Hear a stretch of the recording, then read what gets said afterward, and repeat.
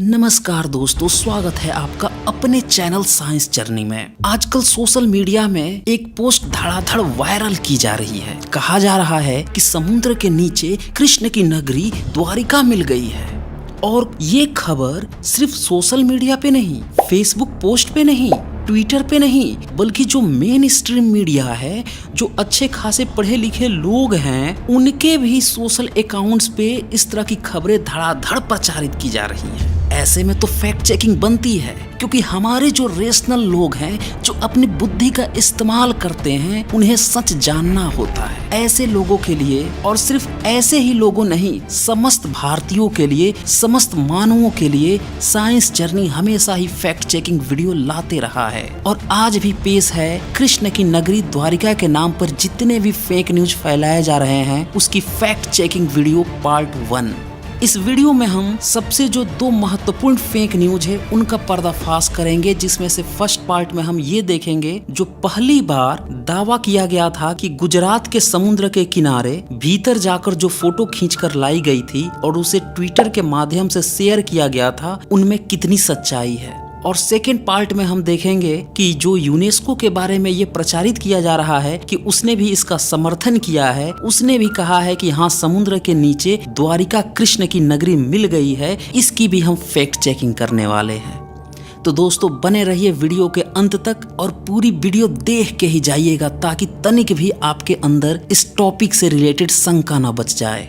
इस fact checking के दौरान मैंने सबसे पहले यह पता लगाने की कोशिश की किसने आखिर यह पोस्ट जारी की थी, और फाइनली मुझे मिल ही गया। ये जिक्सा नाम से एक ट्विटर पर पोस्ट की गई थी और उस ट्विटर पे लिखा था, Shri Krishna's Dwarka the sunken city in Gujarat as described in the Mahabharata. और आगे लिखा था, it is real at the Christian world says there is no proof. और इस स्टेटमेंट के साथ ही ये चारों फोटो अटैच्ड थी। अब अगर आपको ये जांच करनी हो कि ये जो फोटो आपके सामने शेयर की जाती है, इसमें कितनी सच्चाई होती है, तो इसके लिए गूगल ने बहुत सारी फैसिलिटीज आपको दे रखी है। आप गूगल पे सिंपली रिवर्स इमेज टाइप कीजिए, आपको ढेर सारे ऑप्शन मिल जाएंगे। कुछ पेड होंगे, कुछ अनपेड होंगे। आप चाहें तो अनपेड किसी सर्च इंजन पर जाए और फिर वहाँ पे इस फोटो की URL भी आप डाल सकते हैं, इस फोटो को भी वहाँ अपलोड कर सकते हैं, या फिर इससे ही रिलेटेड कीवर्ड आप वहाँ पे टाइप करें, आपको ढेरों सारे ऑप्शन मिल जाएंगे और वहाँ से आप सच का पता लगा लेंगे। यही काम मैंने भी किया। जो ये पहली पिक है जिसमें ये लायन दिख रहा है, इसका मैंने कीवर्ड इस्तेमाल किया, लायन स्ट्रक्चर इन वाटर, और फिर मुझे ढेर सारे ऑप्शन मिलने लगे। वहाँ पे मैंने पाया हकाई मैगजीन है, उसने एक आर्टिकल जारी किया था, submarine the things we sink. इस टॉपिक के अंदर उसने ये फोटो लगा रखी थी और बता रखा था कि ये फ्लोरिडा में under water Neptune memorial reef की फोटो है। अब फ्लोरिडा USA में है, और चूंकि ये मैगजीन ऑथेंटिक है, तो इससे ये पता चलता है कि ये फोटो उसी मैगजीन से उठाकर यहाँ पे पोस्ट की गई होगी, या फिर उस मैगजीन से किसी और ने उठाई होगी और वहां से उठाकर यहाँ पर चेप ली गई होगी।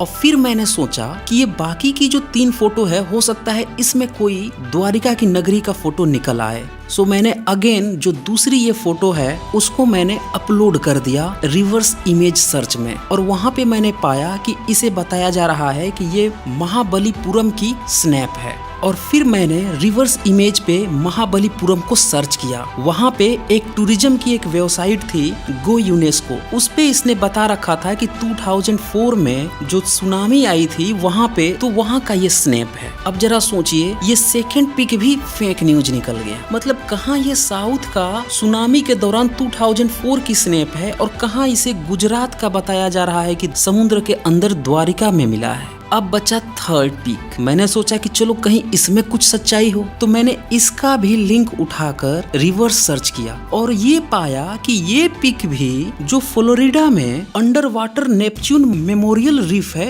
उसी की फोटो है ये भी। यानी कि अब तक ये जो 4 फोटो हमें दी गई थी, उसमें से 3 तो फेक न्यूज निकल गई, बचा अब चौथा। सो मैंने इस 4th को भी सर्च कर लिया, और रिवर्स सर्च में मैंने ये पाया कि ये भी एक एनिमेशन तैयार की गई थी लॉस्ट सिटी ऑफ एटलांटिस के नाम पर। जो प्लेटो की कल्पना थी कि ये एक ऐसा जगह होगा, तो उसकी एक इमेजिनेशन तैयार की गई थी। वास्तव में ऐसा कोई रियल पिक भी नहीं था।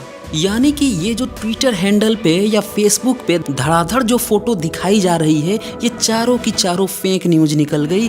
अब आते हैं दूसरी खबर पे, जहाँ पे ये प्रचारित किया गया है कि यूनेस्को ने भी कृष्ण की नगरी द्वारिका जो समुद्र के अंदर डूब गई थी उसके बारे में बताया है। तो सबसे पहले मैंने यूनेस्को का पेज ओपन कर लिया unesco.org और वहाँ पे मैंने ये पेज फाइंड आउट कर लिया। आप भी इसे फाइंड आउट कर सकते हैं। आपको सर्च करना होगा अंडर वाटर द्वारिका या कृष्ण की नगरी द्वारिका। अब पूरी ये जो पेज खुलकर सामने आ रही है, इसमें आप देख सकते हैं कि इसमें 4 पैराग्राफ हैं। जब भी कोई आर्टिकल लिखी जाती है तो उसमें जो उससे जुड़ी हुई मिथ होती है उसके बारे में भी बताया जाता है। फिर उस पर जो आर्कियोलॉजी डिपार्टमेंट काम करता है, क्या काम हुआ उसके बारे में भी बताया जाता है, और फिर एविडेंस की बात होती है एंड देन फाइनल कंक्लूजन होता है। तो यहाँ पे भी यही चीज हुई है। आप ये जो फर्स्ट पैरा देख रहे हैं, इसमें मिथ की बातें की जा रही हैं। जो धार्मिक लोग होते हैं, जो अंधभक्त होते हैं, जो अपनी बुद्धि का इस्तेमाल नहीं करते, ऐसे लोग इसी मिथ वाली बात को उठाकर प्रचारित कर देते हैं। और यहाँ भी इन लोगों ने यही किया है। बेसिकली इन्होंने बाद के जो एविडेंस पोर्शन है, जो आर्कियोलॉजिकल पोर्शन है और जो कंक्लूजन पोर्शन है, इसके बारे में इन्होंने बात ही नहीं की है।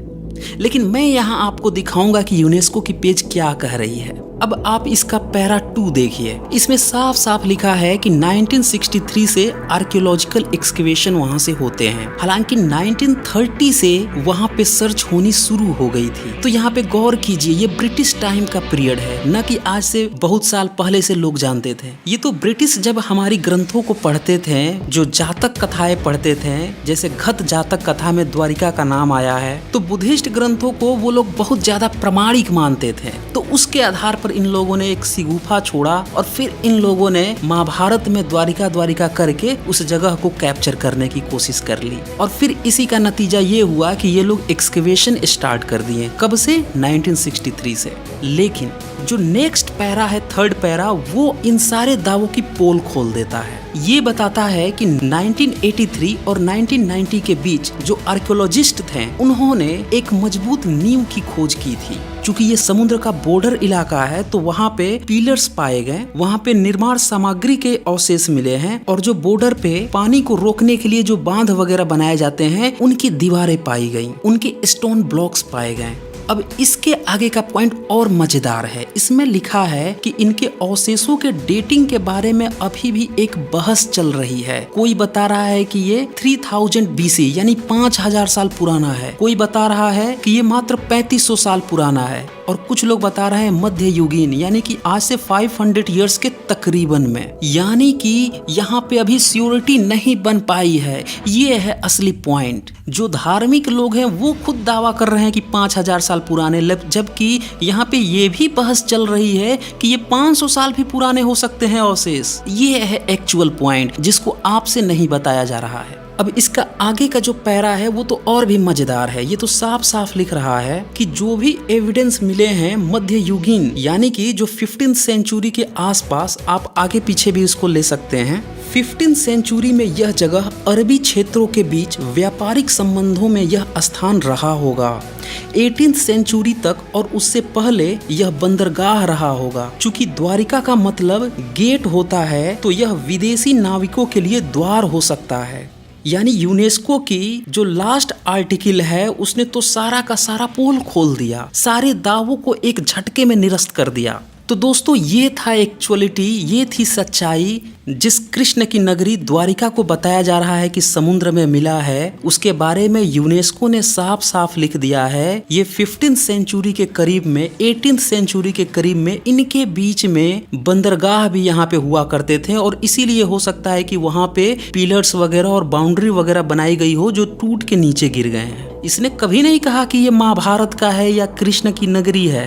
तो दोस्तों, इसका अभी सेकेंड पार्ट भी आने वाला है, क्योंकि अभी कुछ और बातें हैं जो पूरे तथ्यों के साथ आपके सामने पेश की जाएगी। आपको ये भी बताया जाएगा कि ये जो द्वारिका शब्द है या इसका जो अध्यात्म का जो पोर्शन है वो कहाँ से कॉपी किया गया है, कहाँ से लाया गया है, और इसके साथ ही जो रिसर्च के या कुछ और जो दावे किए गए हैं उनके बारे में भी पूरे डिटेल्ड में सेकेंड पार्ट में आपके सामने जल्द ही लाने वाला हूँ। तो दोस्तों, जुड़े रहें इस चैनल के साथ और ज्यादा से ज्यादा इस वीडियो को शेयर कर दीजिए ताकि सभी लोगों को ये जो कृष्ण की द्वारिका के नाम पर ये जो फेक न्यूज फैलाई जा रही है इसकी सच्चाई पता चल सके। और दोस्तों, अगर आप साइंस जर्नी की डिबेट देखना चाहते हैं तो साइंस जर्नी का डिबेट चैनल रेशनल वर्ल्ड है, इसे भी आप सब्सक्राइब कर लीजिए। और वहाँ पे थर्सडे, संडे और मंडे को 7 PM पे डिबेट होती है, उसे आप देखना ना भूलें। तो आज बस इतना ही, धन्यवाद।